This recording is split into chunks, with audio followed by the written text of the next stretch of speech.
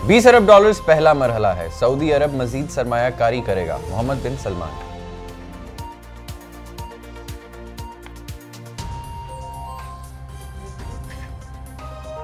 वली-ए-अहद मोहम्मद बिन सुलेमान का दौरा पाकिस्तान मजबूत दो तरफा इक्तिसादी ताल्लुकात का मुज़िर है। वज़ीर आज़म इमरान खान।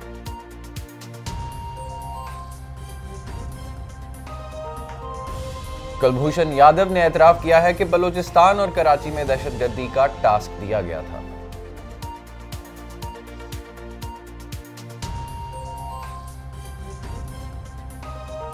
सऊदी अरब समेत कोई भी मुल्क सी-पैक का हिस्सा बन सकता है। चीन।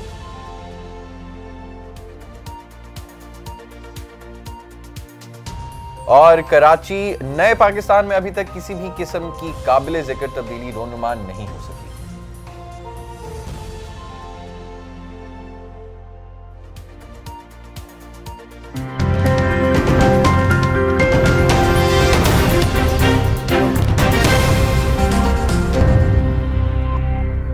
अस्सलाम वालेकुम and a very good morning to all of you.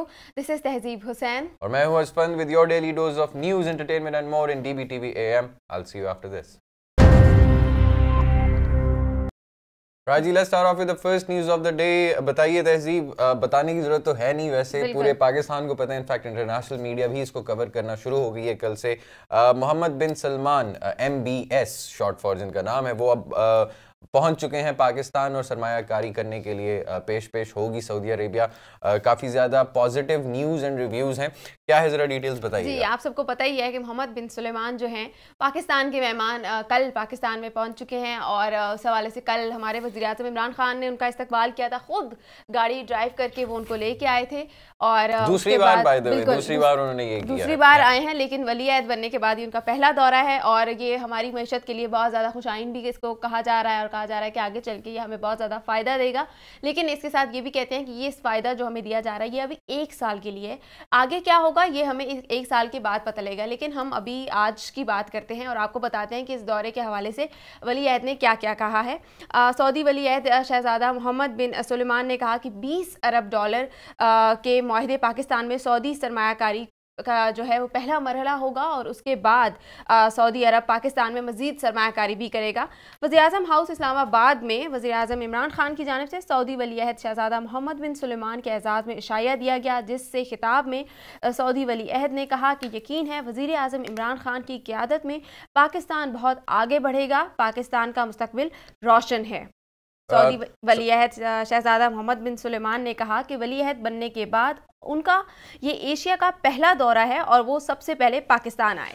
Saudi वली-ए-अहद Mohammad बिन सलमान 2 रोज़ा दौरे पर पाकिस्तान पहुंचे हैं। वज़ीर आज़म इमरान खान, वफाकी काबीना के अरकान और army chief general Qamar Javed Bajwa ने नूर खान एयरबेस पर इनका पुरतपाक इस्तकबाल किया। फिर उनको गार्ड ऑफ ऑनर भी दिया गया और साथ ही जो है काफ़ी ज़्यादा खुशाइन बात है जिस तरह तहजीब बता रही हैं ये। But at the same time अगर ये बताएं आपको कि इससे पहले जो इनके विजिट्स होते आए हैं या जापान में जो मीम्स वगैरह अगर आप देख रहे हैं तो जापान में इनका इस्तकबाल कैसे होना है या कैसे होगा या कैसे पहले होता आया है, बहुत सादगी के साथ वहाँ पे हुआ है सब। यहाँ पे सिचुएशन ये है कि आई बिलीव 300 गाड़ियाँ हमने रेंट पे ले ली हैं, लैंड क्रूजर्स, और वो ये 2 दिन के लिए इनके पास होंगी। इनका रेंट कितना है उस पर भी बातचीत काफ़ी लोग कर रहे हैं ओवर द सोशल मीडिया, काफ़ी ज़्यादा क्रिटिसाइज कर रहे हैं इस चीज़ को कि एक साइड पर इमरान खान साहब की क़यादत ने जो सरकारी गाड़ियाँ थी वो बेच दी, उससे जो अमाउंट आई है उससे ज़्यादा अब इन 300 गाड़ियों पे लगने वाली है। डिटेल्स क्या है, कुछ आइडिया है तहजीब इसका? अच्छा, इसमें एक और बात भी जो चल रही है, एक तो गाड़ियों के हवाले से काफ़ी ज़्यादा बहस हो रही है कि आखिर आपने पहले बेची क्यों थी और अब आपको इतना ज़्यादा रेंट देना पड़ा है, बल्कि ज़्यादा दिया जा रहा है, इतनी की बेची नहीं थी, तकरीबन कोई 20 करोड़ कमाए थे और 22 करोड़ की हमने रेंट। और इसके अलावा ये भी हो रहा है कि ये जो वज़ीर-ए-आज़म हाउस है जहाँ पे अभी वो ठहरे हुए हैं वो तो यूनिवर्सिटी बननी थी और ये कह दिया गया था कि यूनिवर्सिटी बना दी है, लेकिन उसमें कोई तब्दीली नहीं आई और अब वो जो है वज़ीर-ए-आज़म हाउस में रह रहे हैं। जबकि इस वक्त मुल्क में जो है 2 वज़ीर-ए-आज़म हाउस हैं, बल्कि 3 भी कहा जा सकता है। एक बनी गाला का जो घर है वो भी वज़ीर-ए-आज़म हाउस है, एक ये यूनिवर्सिटी जिसको बना दिया गया था वो भी वज़ीर-ए-आज़म हाउस है और एक जिसमें वज़ीर-ए-आज़म रह रहे थे उसको भी वज़ीर-ए-आज़म हाउस का दर्जा दिया गया था। तो अब हमें पता ये भी नहीं चल रहा है कि एग्जैक्टली कौन सा हाउस जो है वो वज़ीर-ए-आज़म हाउस है। इस वक्त 3-3 चल रहे हैं, ये भी एक बहस हो रही है। लेकिन देखते हैं कि अब इसके ऊपर हुकूमत क्या जवाब देती है। कह तो रहे थे कि यूनिवर्सिटी बना दिया, लेकिन उसमें कोई चेंजिंग नहीं की गई, ना कोई फर्नीचर आया था, ना कोई बिल्डिंग में कोई यूनिवर्सिटी के हवाले से तामीराती तौर पर कोई तब्दीली की गई थी। वो वैसे का वैसा ही है। तो क्या जो शुरू में जब हुकूमत आई थी तो जो बातें की गई थी, क्या वो सिर्फ एक ढोंग था, दिखावा था? सिर्फ भैंसे ही बेची हैं हुकूमत ने, देखा जाए। इसके अलावा गाड़ियां तो भी बेची हैं, गाड़ियां बेची हैं, लेकिन हमें उल्टा नुकसान हो गया ना गाड़ियों की वजह से। लेकिन अब नुकसान को कैसे ये कवर करते हैं या रिकवर करते हैं, क्योंकि 20 अरब डॉलर की अगर इन्वेस्टमेंट आपके पास आ रही है तो शायद आपको ये ठाट बाट दिखाने होंगे। चलते हैं वज़ीर आज़म इमरान खान साहब की जानिब, जो कि कहते हैं कि सऊदी वली अहद मोहम्मद बिन सलमान का दौरा पाकिस्तान दोनों मुल्कों के लिए मजबूता दो तरफा इक्तिसादी ताल्लुकात का मुज़र है। सऊदी मीडिया को इंटरव्यू के दौरान वज़ीर आज़म का कहना था कि सफारती शोबे में दोनों मुल्क कश्मीर और फ़लस्तीन जैसे सुलगते मसाइल पर अमन के लिए आलमी बरादरी को मुतहरक करने में मिलकर मौसर किरदार अदा कर सकते हैं। दोनों बिरादर मुल्क अफगानिस्तान में अमन अमल के फ़रोग़ और इस्लामी ताउन तंजीम के प्लेटफॉर्म को बरोए कार लाकर उम्मत मुस्लिमा के इत्तेहाद के लिए अपना असर रसूख भी इस्तेमाल कर सकते हैं। वज़ीर-ए-आज़म ने कहा कि पाकिस्तान सऊदी अरब के साथ इक़्तिसादी और सकाफ़ती कॉरिडोर कायम करना चाहता है। जब भी सऊदी अरब की सालमियत और खुदमुख्तियारी को कोई ख़तरा लाहक हुआ, पाकिस्तान उसके साथ खड़ा होगा। पहले भी पाकिस्तान हमेशा से सऊदी अरब के साथ ही खड़ा रहता है। या सऊदी अरब की बात की जाए तो they were very Pakistan Muslim League Noon की जो क़यादत है वो they were very dear to Saudi Arabia from the very beginning. जब भी बात की जाती थी उनके बारे में तो यही कहा जाता था कि दोनों बिटवीन PMLN और सऊदी क़यादत काफ़ी ज़्यादा क्या कहते हैं एक दूसरे के साथ इन्वॉल्व हैं हर एक चीज़ में। अब this time around it looks a bit different. Imran Khan साहब ने जो बातें की वो बहुत अच्छी हैं, ऑन पेपर वो बहुत अच्छी लगती हैं। सऊदी अरब इसमें कितना कारामद आ सकता है अफ़गानिस्तान के साथ हालात हों, या CPEC की अगर बात की जाए वहाँ पे भी सऊदी अरब को इन्वॉल्व करने की अब कोशिश की जा रही है। दुनिया की तीसरी बड़ी ऑयल रिफाइनरी बनाने की भी पेशकश हुई है सऊदी अरब की जानिब से, और उस पर काम भी होगा।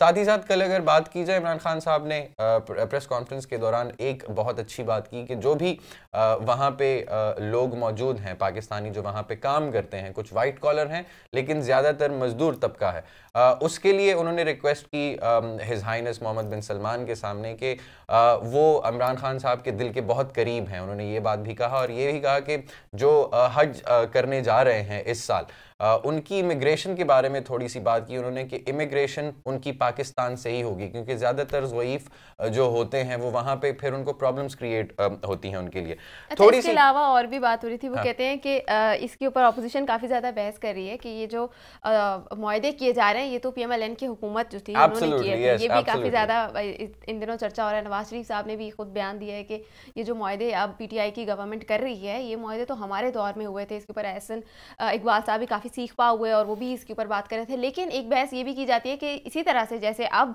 इमरान खान की हुकूमत इस मुआहदे को कर रही है, इसी तरह से माजी में CPEC के हवाले से भी बातें होती है कि जरदारी साहब ने इसको इनिशिएट किया था और पाया तकमील तक जो है कुछ इस हद तक भी लेके जा सके वो PMLN की हुकूमत लेके गई है। और इसी तरह से अब इमरान खान की हुकूमत है और वो जो मुआहदे अगर वो PMLN ने किए भी थे तो उनको आगे लेकर चल रही है, इमरान खान की हुकूमत लेके चल रही है। लेकिन बहरहाल जी अभी ये तनकीद तो जारी रहेगी, इसके हवाले से तनकीद होती रहेगी। लेकिन थोड़ी सी बैकग्राउंड की अगर बात की जाए तो असद उमर हमारे जो वज़ीर हैं, फेडरल मिनिस्टर हैं, उन्होंने जो पहले बातें की थी बैक इन 2016 जब मोहम्मद बिन सलमान जो वली अहद हैं अब उस टाइम पे वो वज़ीर दिफा थे आई बिलीव। तो जब ऑफिशियली उन्होंने यमन वॉर में हिस्सा लेना शुरू किया, सऊदी अरब ने वॉर डिक्लेयर कर दिया था यमन के ख़िलाफ़ विद देयर आर्मी, और जो फायरिंग वगैरह होती रही थी, फायरिंग का तबादला वगैरह होता रहा था, एयर स्ट्राइक्स होती रही थी,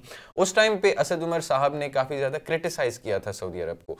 सऊदी अरब के वली अहद मोहम्मद बिन सलमान जब उस टाइम तशरीफ़ लेके आ रहे थे तो उस टाइम यही बैनर्स उठाए हुए पाकिस्तान तहरीक इंसाफ की क़यादत खड़ी थी कि हम इनको वेलकम नहीं करेंगे या इस तरह की बातें की जा रही थी।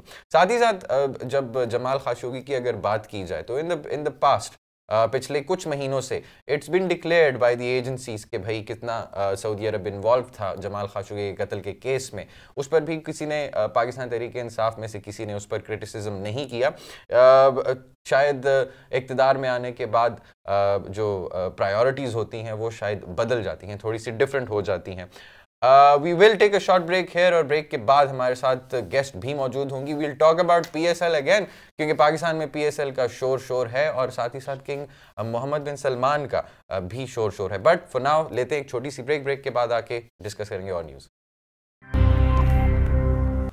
ऑलराइट जनाब, बात करते हैं कुछ कराची के हवाले से और आपको बताते हैं कि कराची की जो सूरत हाल है वो अभी तक कोई ख़ास उसमें तब्दीली नहीं आ सकी है। हालांकि मुल्क में तब्दीली आ गई थी, तब्दीली की हुकूमत आ गई थी, लेकिन दावे तो बहुत किए थे उन्होंने तब्दीली के, लेकिन कराची में अभी तक कोई तब्दीली वो नहीं ला पाए। इस हवाले से एक पैकेज है, पहले आप वो पैकेज देखिए, उसके बाद आपकी मुलाकात कराते हैं हमारे गेस्ट से। देवदास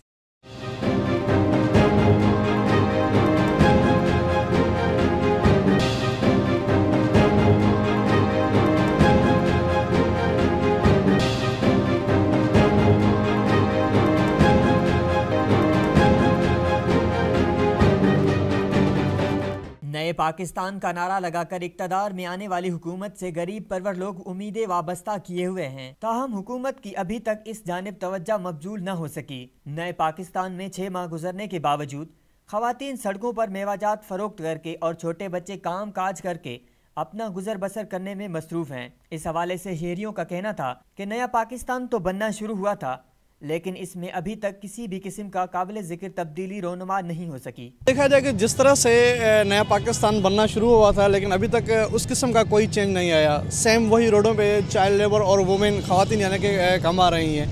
अगर हमारी मुआशी हालत बेहतर हो जाए तो इस चीज़ से हम बच सकते हैं कि चाइल्ड लेबर वगैरह ये वो जो चीज़ें ना एक साइड हो जाएंगी। ख़वातीन के हवाले से ये एक तो काफ़ी मुद्दत से इन लोगों को मैं देख रहा हूँ, स्पेशली ज़्यादा तो कुछ भी नहीं है, सिर्फ अपना घर का गुजारा करने के लिए ये बेचारे यहाँ पे अपना एक डेली के रूटीन में जो है घर का सर्कल चलाने के लिए ही अपनी बस यही कमाई का जरिया इनका, और कोई ख़ास नहीं है। मर्दों के लिए मुनासिब रोज़गार का बंदोबस्त होना चाहिए ताकि ख़वातीन घरों में बैठें और उनके बच्चे स्कूल जाएं। जी, तब्दीली के हवाले से हमने आपको पैकेज दिखाया कि कराची में कोई तब्दीली नहीं आई है, लेकिन अब हम उस बात को छोड़ के बात करेंगे PSL के हवाले से। और आपको बताते हैं कि हमारे साथ इस वक्त स्टूडियो में गेस्ट मौजूद हैं, उनका नाम है मारिया राजपूत। आप सब उनसे आप जानते ही हैं उनको, और ज़्यादा बात आपके साथ नहीं करूँगी, सीधा हम ले चलेंगे आपको मारिया के पास। अस्सलाम वालेकुम मारिया, क्या हाल है आपका? अल्लाह का शुक्र। अच्छा मारिया, बताइए हुआ क्या? मतलब मैं लाहौर कलंदर्स के फैंस को मेरी क्या कहते हैं दिली तमन्ना थी कि इस बार अच्छा खेलें। AB डिविलियर्स के आने के बाद काफ़ी एक्सपेक्टेशंस थी। व्हाट वेंट रॉन्ग, हुआ क्या? लाहौर कलंदर्स के ऊपर हम वही बात कर रहे थे, हमने पहले भी इस पे बात की थी कि किस्मत की देवी का उनके ऊपर हाथ होना बहुत ज़रूरी है। लाहौर कलंदर्स के ऊपर किस्मत की देवी एक मैच के लिए वो जो है मेहरबान हुई थी, लेकिन अब वापस जो अपने पुरानी रविश पे वो 78 वो लोएस्ट टोटल हर सीजन में एक लाहौर कलंदर्स ने ज़रूर बनाना होता है, वो उन्होंने कल बना लिया। अब आगे देखते हैं कि वो कैसा परफॉर्म क्या पता है इसके बाद इनकी जो किस्मत है वो खुल जाए ऑब्वियसली, क्योंकि अब उनको मोहम्मद हफीज़ की खिदमत जो अभी अगले कुछ मैचेस तक शायद PSL खत्म हो चुका है, क्योंकि उन्होंने AB डिविलियर्स ने कल कंफर्म किया कि 4 वीक्स के लिए 3 से 4 वीक्स के लिए क्योंकि उनकी सर्जरी होनी है। और वो सर्जरी के बाद फिर उनको रेस्ट है, तो उसके बाद फिर अभी जो है लग रही रहा है कि पूरे सीजन में इस दफ़ा कैप्टनसी जो है वो AB डिविलियर्स के पास रहेगी। लेकिन दूसरी बात ये कि आपको ये भी पता है कि ग्रिस गेल इस टीम का हिस्सा रह चुके हैं, ब्रेंडन मैकलम रह चुके हैं, उमर अकमल जो कि अभी परफॉर्म करें। जब इस टीम में होता है तो वो बंदा परफॉर्म नहीं करता, इस टीम से बाहर जाता है तो वो बंदा परफॉर्म करता है, या तो फिर वो PSL का हिस्सा ही नहीं रहता जो बंदा इस टीम का हिस्सा होता है। ऐसा लगता है कोई आसेब है लाहौर कलंदर्स में, कोई आसेब तो नहीं है कहीं?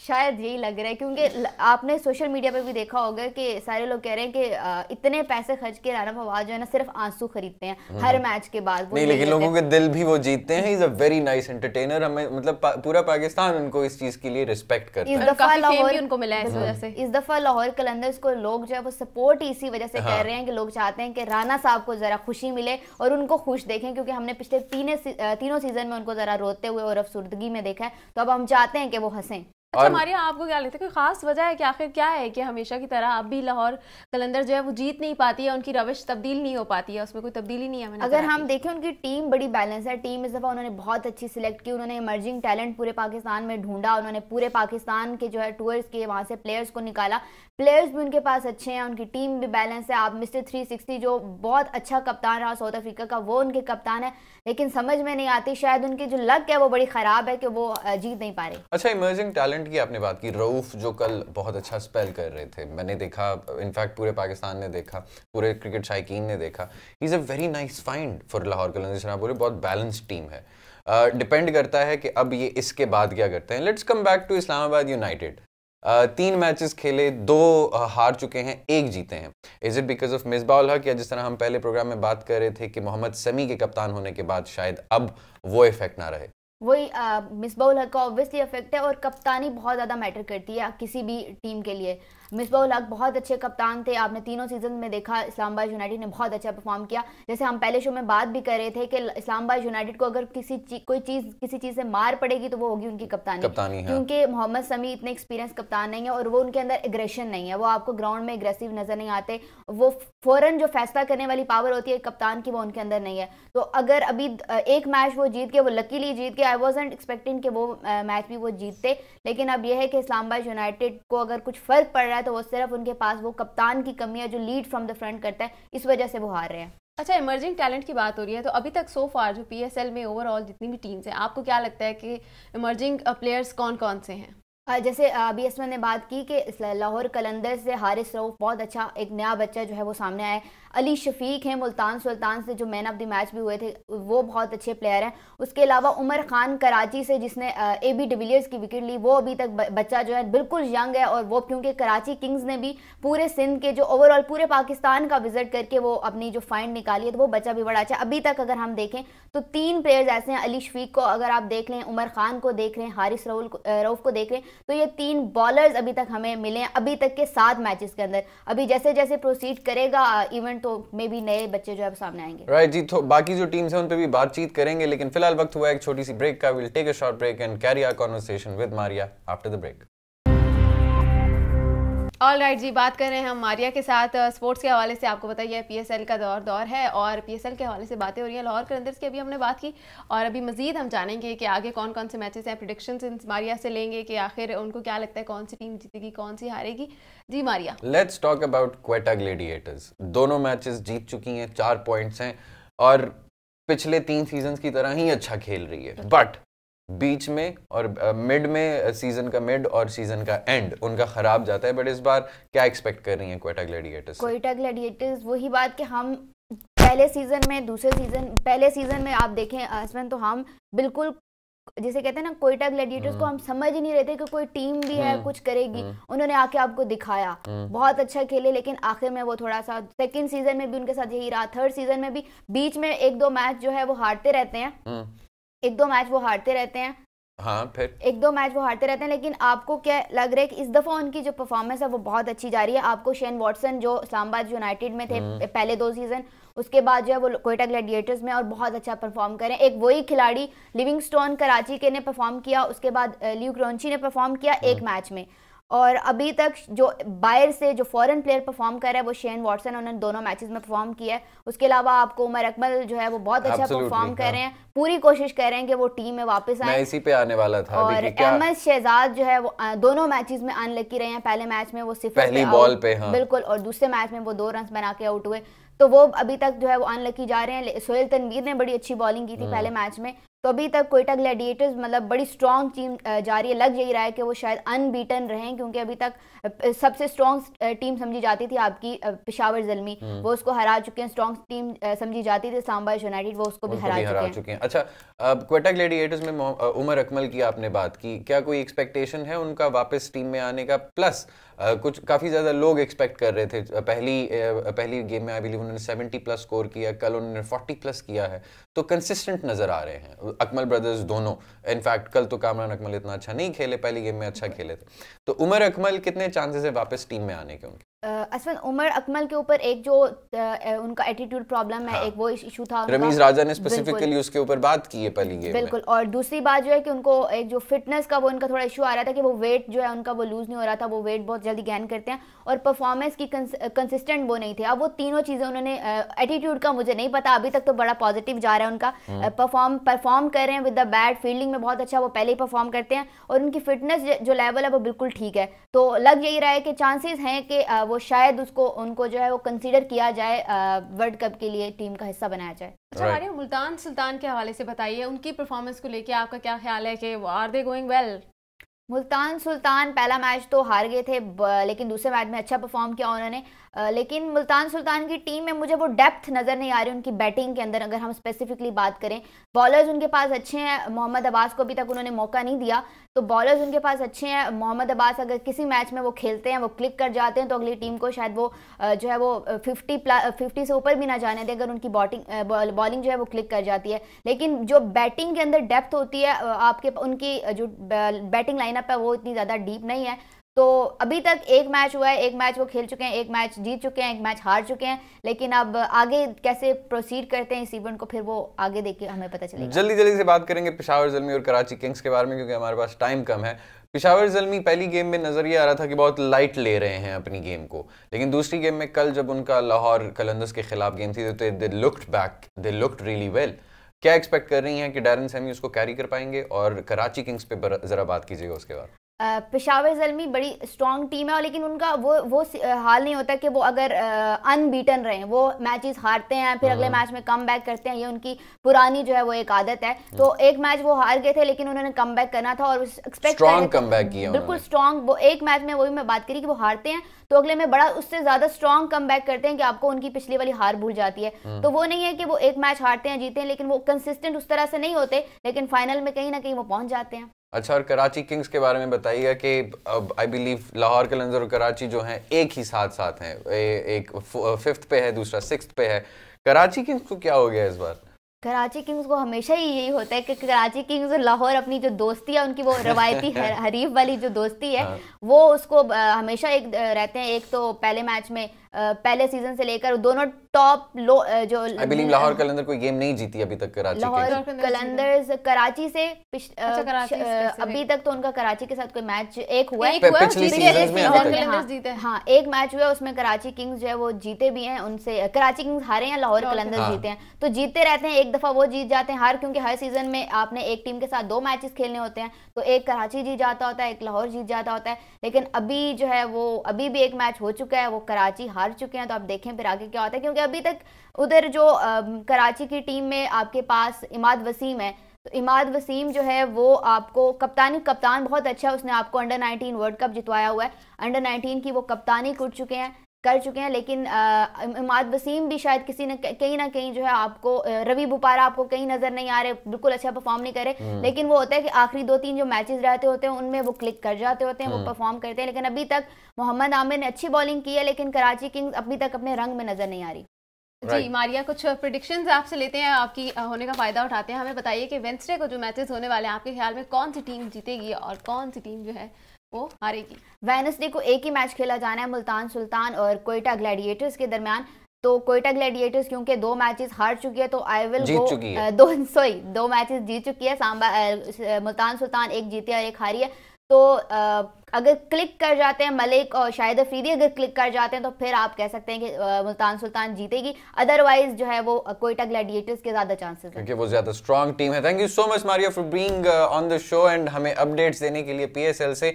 Maria will be presenting to you PSL Junoon, जो कि सारी अपडेट्स होती हैं पीएसएल के हवाले से। उसमें जिस दिन गेम होती है आई बिलीव 2 बार आती हैं ये स्क्रीन पे, एक बार 4:30 बजे एंड उसके बाद फिर जब गेम खत्म होती है फिर भी आती हैं। वील सी यू अगेन जब गेम्स स्टार्ट होंगी, उससे पहले एंड उसके बाद भी। पर now I will take off from here, क्योंकि वक्त जो है वो कम क्या खत्म हो चुका है। मुझे असफंद को और तहसीब हुसैन को इजाजत दीजिए। अल्लाह हाफिज।